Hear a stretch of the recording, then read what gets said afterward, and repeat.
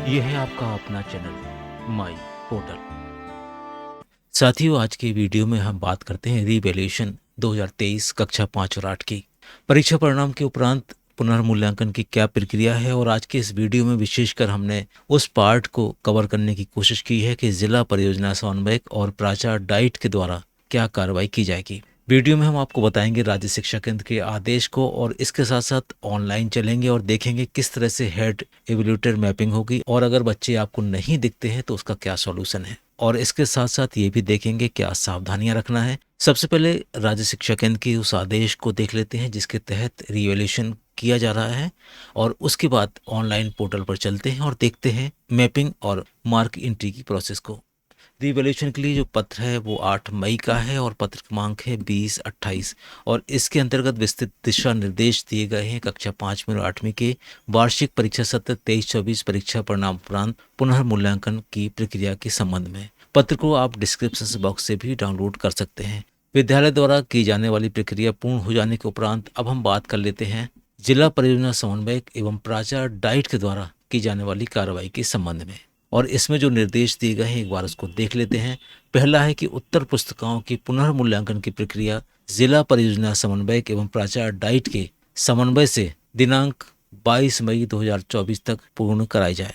दूसरा लिखा है कि शिक्षक द्वारा उत्तर पुस्तिकाओं की पुनर्मूल्यांकन पश्चात प्राप्तांकों में परिवर्तन होने की स्थिति में संशोधित अंकों की प्रविष्टि पोर्टल पर की जाए। प्राप्तांकों में कोई परिवर्तन न होने की स्थिति में नो चेंज दर्ज किया जाए। तीसरा निर्देश है कि उत्तर पुस्तिकाओं की पुनर्मूल्यांकन पश्चात परीक्षा परिणाम में परिवर्तन होने पर संशोधित अंक सूची पोर्टल पर उपलब्ध होगी।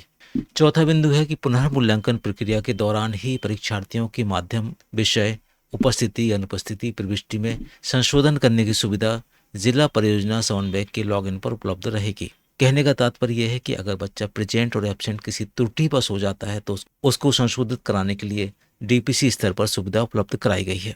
और ये पत्र जारी हुआ है संचालक महोदय का राज्य शिक्षा केंद्र भोपाल की ओर से। और अब हम देख लेते हैं उस प्रक्रिया को कि किस तरह से हम पुनर्मूल्यांकन का कार्य पूरा करेंगे। इस तरह से rsk.mp.in पोर्टल को लॉगिन करना होगा टीपीसी या डाइट प्राचार्य के लॉगिन से। लॉगिन हो जाने के बाद आपको जाना कक्षा 5 और 8 एग्जामिनेशन 2023-24 के ऑप्शन पे। इस वाले मेनू में एक ऑप्शन दिया है डाउनलोड रीवैल्यूएशन लिस्ट। एक बार इसको देख लेते हैं। क्लिक करने के बाद आपको यहाँ पर ब्लॉक का नाम सेलेक्ट करना है। जैसे ही आप ब्लॉक सेलेक्ट करेंगे तो आप इसकी समरी बटन को क्लिक करिए। यहाँ पर ब्लॉक का पूरा स्टेटस आपको दिखाई देगा, किस क्लास के किस विषय के कितने आंसर शीट का वैल्यूएशन आपको यहाँ पर कराना है। ये सारी संख्या यहाँ पर लिखी हुई है। इसके बाद अगला कॉलम डिस्पैच्ड आंसर शीट का है, और इसके बाद रिसीव्ड आंसर शीट का एक कॉलम और है। यहाँ पर आप वास्तविक डिस्पैच संख्या आप भर सकते हैं और यहाँ पर आप वास्तविक रिसीव्ड संख्या भी भर सकते। हो सकता है प्रेजेंट एब्सेंट की वजह से कुछ बच्चे और ऐड हो जाएं। इस तरह से जब भी उत्तर पुस्तिका वैल्यूएशन को जाए तो हमें इस तरह की सीट तैयार करके अपने पास रख लेना है। दूसरा ऑप्शन इसमें दिया हुआ है एवल्यूटर मैपिंग का। इसको भी एक बार देख लेते हैं। यहाँ पर आपको बताना है कि किस तरह से हेड एवल्यूटर की हम मैपिंग करेंगे। इस वाले ऑप्शन में सबसे पहले जो हमारा मूल्यांकन करता है उसका यूनिक आईडी आपको यहाँ पर एंटर करना है। इसके बाद जो मूल्यांकन करता है वो किस कक्षा के लिए मूल्यांकन करेंगे उसकी कक्षा यहाँ पर आपको देना है, और इसके बाद किस विषय का मूल्यांकन करेंगे आपको ये भी बताना है। जब आप ये सारी प्रोसेस कर लें तो यहाँ पर आपको ऐड मोर का बटन क्लिक करना है। जैसे ही आप इसको क्लिक करेंगे तो ये संबंधित मूल्यांकनकर्ता आपके पोर्टल पर ऐड हो जाएगा। इस तरह से जब मूल्यांकनकर्ता आप मैप कर लेंगे तो संबंधित मूल्यांकनकर्ता को अपने लॉगिन आईडी और पासवर्ड से इस पोर्टल को लॉगिन करना पड़ेगा। और इस तरह से जब मूल्यांकनकर्ता पोर्टल पर ऐड हो जाएंगे तो संबंधित मूल्यांकनकर्ता अपने मोबाइल पर अपने ही लॉगिन आईडी पासवर्ड से इस वेबसाइट को ओपन करेंगे और मूल्यांकन का कार्य पूरा करेंगे। आगे हम मूल्यांकनकर्ता के लॉगिन आईडी पासवर्ड से भी एंटर करके देखेंगे कि आखिर उसमें भी किस तरह के ऑप्शन हमें दिखाई देते हैं। इस पूरी प्रोसेस में ध्यान आपको ये रखना है कि सारे ब्लॉक एक साथ मिक्स ना करें, एक एक ब्लॉक का मूल्यांकन कार्य पूरा कराते जाएं। इसके बाद हम आ गए हैं मूल्यांकनकर्ता के लॉगिन आईडी पासवर्ड से एंटर करके। आइए देख लेते हैं मूल्यांकन की प्रक्रिया किस तरह से पूरी होगी। ऑप्शन पे जाना है मार्क एंट्री वाले ऑप्शन पर। यहाँ पर आप जाएंगे तो आपको ब्लॉक सिलेक्ट करना है। यहाँ पर आपको ये ध्यान रखना है कि आप जिस भी ब्लॉक का मूल्यांकन कार्य पूरा कर रहे हैं उस ब्लॉक को सिलेक्ट नहीं करना है, बल्कि आपको जिस विकासखंड में संबंधित ब्लॉक की कॉपी गई थी आपको वो ब्लॉक यहाँ पर सिलेक्ट करना है।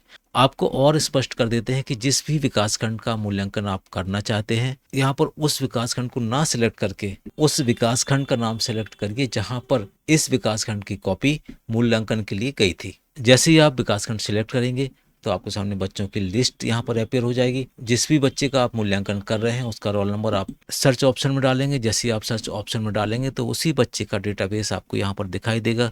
इस बच्चे के पुराने मार्क आपको यहाँ पर दिखाई देंगे, न्यू मार्क्स आपको भरना है।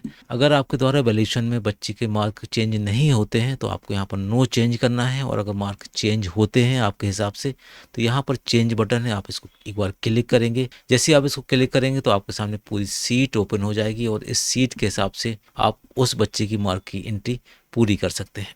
बच्चे का वैल्यूएशन पूरा हो जाए तो यहाँ पर आप वेरीफाइड एंड अपडेट बटन दबाएंगे तो ये वैल्यूएशन इस बच्चे का पूरा हो जाएगा। उम्मीद है आप इसी तरह से पुनर्मूल्यांकन के लक्ष्य को पूरा करेंगे। फिर भी मन में अगर कोई डाउट होता है तो आप कमेंट बॉक्स में लिख के जरूर बताइए। मिलते हैं एक नई वीडियो में एक नए टॉपिक के साथ। तब तक के लिए थैंक्स फॉर वॉचिंग।